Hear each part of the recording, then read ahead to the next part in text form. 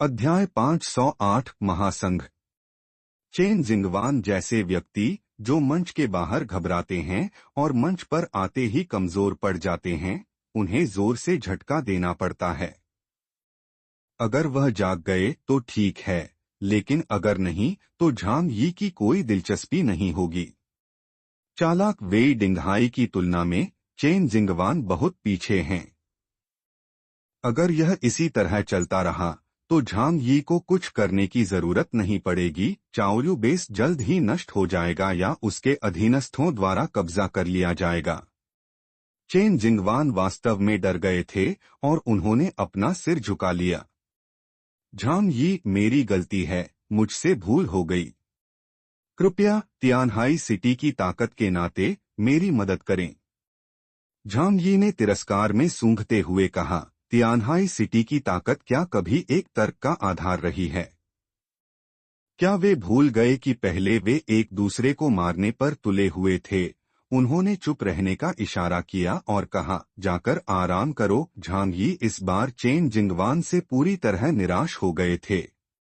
लेकिन यह घटना ज्यादा से ज्यादा तियानहाई सिटी और अन्य शहरों के बीच संघर्ष को तेज करने का कारण बनी। तियानहाई सिटी युद्ध के बाद से जनसंख्या कम हो गई थी और आसपास के शहरों के साथ संघर्ष अपरिहार्य था। सूनर और लेटर झांग यी को इस मामले में हस्तक्षेप करना ही होगा। चेन जिंगवान को अपनी मूर्खता का भुगतान करना पड़ेगा। झांग यी ने मन ही मन सोचा कि क्या अपने बड़े नौकाओं को लेकर चाओल्यू बेस पर कब्जा कर लेना चाहिए।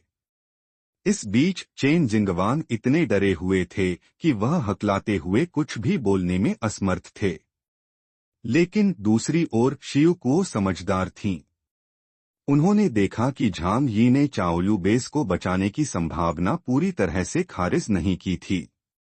वह चेन जिंगवान के पास मुस्कुराते हुए गईं और कहा, आइए, मैं आपकी चोटें देखती हूँ। शियुकुओ के मध्यस्थता से चेन जिंगवान थोड़ा बेहतर महसूस करने लगे।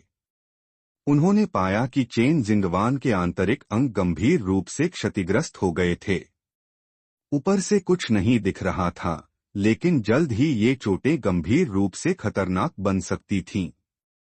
उन्होंने अपनी शक्ति का उपयोग करके उनका इलाज किया और फिर दवाइयां दी। महासंघ की घोषणा। दोपहर 2:30 बजे झू झेंग मंच पर आए। उनके साथ तु युनलाई और डेंग जिनतोंग थे। झू झेंग ने कहा, पिछले दिसंबर से शुरू हुए बर्फ युग ने दुनिया को अराजकता में धकेल दिया है। आज मैं जियांगनान सुपर पावर महासंघ की स्थापना की घोषणा करता हूं। इस महासंघ में क्षेत्रीय संसाधनों का प्रबंधन, सामरिक मिशन और आंतरिक संघर्षों पर प्रतिबंध शामिल होगा। झांग यी और अन्य नेता झू झेंग की योजनाओं पर विचार करने लगे। लेकिन झू झेंग की गंभीर चेतावनी, जो सदस्य महासंघ में शामिल होने से मना करेंगे, उन्हें जियांगनान क्षेत्र का दुश्मन समझा जाएगा, ने सभी को चौंका दिया। इसके साथ ही उन्होंने अपनी ताकत का प्रदर्शन करते हुए एक विरोधी नेता को एक झटके में मार दिया। इस दृश्य ने सभी को खामोश कर दिया और महासंघ में शामिल होने के अलावा कोई विकल्प नहीं छोड़ा। झांग यी ने इसे समझते हुए मुस्कुराते हुए कहा, ताकत ही सब कुछ है। और इस बर्फीली दुनिया में यही कानून है।